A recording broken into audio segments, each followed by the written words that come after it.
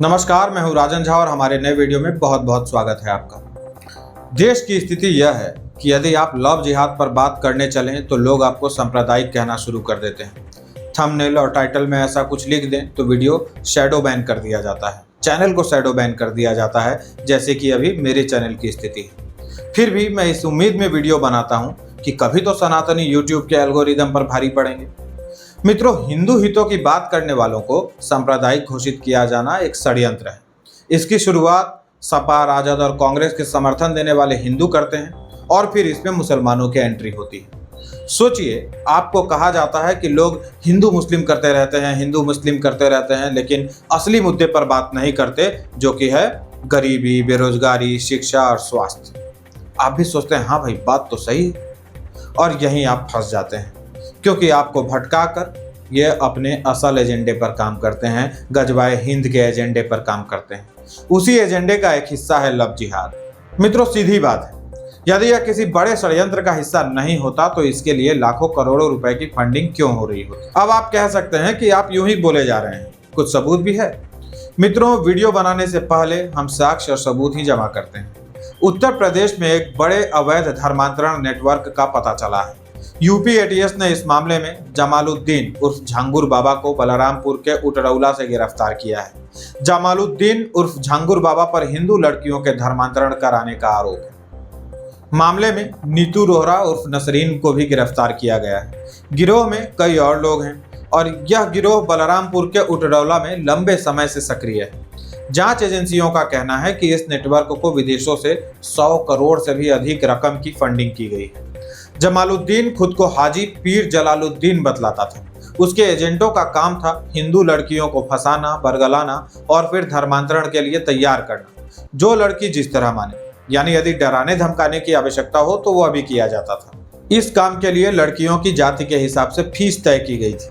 ब्राह्मण, क्षत्रिय, सरदार लड़कियों के लिए 15 से 16 लाख रुपए, पिछड़ी जाति की लड़कियों के लिए 10 से 12 लाख रुपए और अन्य जाति की लड़कियों के लिए 8 से 10 लाख रुपए दिए जाते थे। एडीजीपी लॉ एंड ऑर्डर ने जानकारी दी है कि झांगुर बाबा ने 40 से 50 बार इस्लामिक देशों की यात्रा की है। जांच में पता चला है कि बलरामपुर में उसने कई संपत्तियां खरीदी हैं। रिपोर्टों के अनुसार फंडिंग से जमालुद्दीन बाबा ने लग्जरी गाड़ियां, बंगले और शोरूम तक की खरीदारी की है, यानी अरबों खरबों की संपत्ति बटोर ली गई। काम क्या? हिंदू लड़कियों का धर्मांतरण। यही लोग हैं जो बाबा बागेश्वर के चश्मे, जैकेट और हेलीकॉप्टर में घूमने पर सवाल उठाते रहते हैं। हिंदुओं को समझना होगा कि बाबा बागेश्वर पर सवाल उठाया जाता है ताकि आप उसी के इर्द गिर्द घूमते रहें और झांगुर झिंगुर जैसे बाबा हिंदू बहन बेटियों का धर्मांतरण करवाकर अरबों की संपत्ति जमा करते रहें। इस गिरोह के पास 40 से अधिक बैंक खाते हैं। जब उन खातों की जांच की गई तो पता चला 100 करोड़ से अधिक का लेन देन हुआ है। इस्लाम का प्रचार प्रसार करने और ब्रेन वॉश करने के लिए जमालुद्दीन बाबा ने शिजरे तैयबा नाम से एक किताब भी छपवाई थी। वह खुद को पीर बाबा या हजरत बाबा कहलवाना ज्यादा पसंद करता था। बाबा शब्द इसलिए जोड़ा गया ताकि हिंदू इसके जाल में आसानी से फंस सके। पुलिस की जांच में कई परिवारों का पता चला है जो गिरोह के झांसे में आकर धर्म बदलवा चुका था।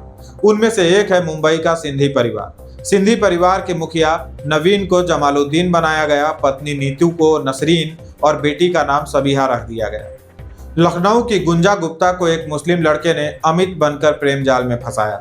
जब लड़की ने उसके साथ जीने मरने की कस्में खा ली तब अमित ने अपने अब्दुल होने की सूचना प्रेमिका को दी। उसके बाद गुंजा को झांगुर बाबा की दरगाह में ले जाया गया, वहां उसका ब्रेन वॉश किया गया और उसे अलीना अंसारी बना दिया गया।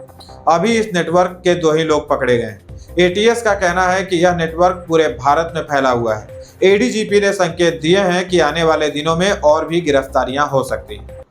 इसके पहले मध्य प्रदेश के इंदौर में 2 हिंदू लड़कियों ने साहिल शेख और अल्ताफ के खिलाफ केस दर्ज कराया था।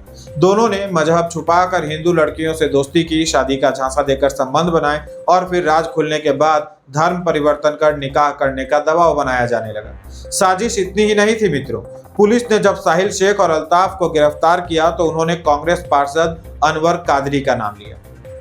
अल्ताफ एक पेंटर है जो सड़कों, दीवारों और साइन बोर्ड पर पेंटिंग करता है और साहिल कार शोरूम में काम करता है। पुलिस को अल्ताफ और साहिल ने बतलाया कि पार्षद अनवर कादरी ने अल्ताफ को 1 लाख और साहिल को 2 लाख रुपए नगद दिए थे उनको टारगेट दिया गया था कि हिंदू लड़कियों को फंसाए, फिर निकाह करे और फिर उन्हें देह व्यापार में धकेले।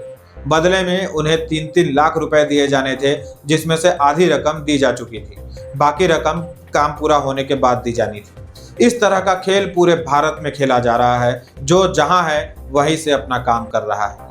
आपको बहुत सावधान होना होगा, और सावधान होना मतलब केवल कहने के लिए नहीं। आपके घर कौन से काम के लिए कौन आ रहा है, आपके बच्चों की दोस्ती किन लोगों से है, सब पर नजर रखनी होगी। यहाँ तक कि आपको अपने दूध वालों पर भी नजर रखनी होगी, उसका असली नाम तक जानना होगा। यूपी के लखनऊ में मोहम्मद शरीफ ने अपना नाम पप्पू रख लिया और हिंदू मोहल्लों में दूध बेचने लगा। हिंदू खरीदने भी लगे। गोमती नगर थाने के पास स्थित एक घर के सीसीटीवी में अनायास ही पप्पू की करतूत दिख गई। दूध देने से पहले वह उसमें थूक रहा था। घर लव शुक्ला का था। लव शुक्ला बतला रहे हैं कि इस दूध से बांके बिहारी जी को भोग लगाते थे। कांवड़ यात्रा के दौरान भगवान शिव के अभिषेक के लिए भी इसी दूध का प्रयोग कर रहे थे। परंतु इतने दिनों के बाद अब जाके राज खुला। लव शुक्ला का दावा है कि दूध देने वाला व्यक्ति खुद को पप्पू बतलाता था, लेकिन जांच में सामने आया कि उसका असली नाम मोहम्मद शरीफ है। शरीफ नाम रखकर भी ये मजहबी उन्मादी आपका धर्म भ्रष्ट करने की कोशिश करते रहते हैं। मित्रों, इनके मन में अल्पसंख्यक बहुसंख्यक वाला भय भी नहीं है, जो पाकिस्तान के अल्पसंख्यकों में है, जो बांग्लादेश के अल्पसंख्यकों में है। वहां तो नंबर लगा लगा कर मुसलमान हिंदुओं और अन्य गैर मुसलमानों के घरों में घुसते हैं कि आज मेरी बारी है और इस घर में मैं जाऊंगा। सभी ने हिंदू लड़कियों को चिन्हित कर रखा है, आपस में बांट रखा है। हिंदू वहां अपनी पहचान बतलाने से डरते हैं कि पता नहीं क्या हो जाए। अभी कुछ दिन पूर्व बांग्लादेश से वीडियो वायरल हुआ था कि एक महिला के घर में घुसकर उसको निर्वस्त्र करके वीडियो बनाया गया, फिर सामूहिक दुष्कर्म किया गया। जहां ये बहुसंख्यक हैं वहां दूसरों का रहना असंभव है, लेकिन जहां अल्पसंख्यक हैं वहां तो कुकर्म चल ही रहा है। अंतर यही है कि जहां ये अल्पसंख्यक है वहां पकड़े जा रहे हैं और पुलिस कार्रवाई कर रही है, लेकिन यह तभी तक है जब तक ये कम संख्या में है। इससे अधिक हुए तो पुलिस या आर्मी की कोई वैल्यू नहीं करेंगे। इसी पर एक घटना और याद आ गई।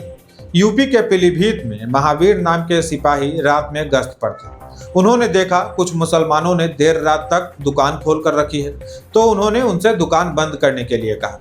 फिर क्या था, मुसलमान पुलिस वाले पर झपट पड़े। जालीदार टोपी और बुर्के वाली औरतों ने यूपी पुलिस के सिपाही महावीर को चप्पलों लात घूंसों से पीटा। उनमें कानून का कोई डर नहीं दिखा। पास ही बंदूक लेकर दूसरा साथी सिपाही खड़ा रहा, परंतु उसकी इतनी हिम्मत नहीं हुई कि कम से कम बीच बचाव ही कर सके। इस इलाके को पीलीभीत का मिनी पाकिस्तान कहते हैं, और ऐसे ऐसे सैकड़ों मिनी पाकिस्तान हमारे देश के हर शहर में बसे हुए हैं। उनको बसने दिया गया है। पूर्व की सरकारों ने वोट बैंक के लालच में हमें हमारे देश में इस खतरे के बीच जीने को मजबूर कर दिया है। यदि आप चाहते हैं कि आपके बाद आपके बाल बच्चों को वह दिन न देखना पड़े जो आज बांग्लादेश और पाकिस्तान के हिंदू बच्चे देख रहे हैं, तो सावधान हो जाएं। इनका पूर्ण बहिष्कार करें। यदि ये किसी भी तरह मजबूत हुए तो पहले आप ही उनके शिकार होंगे।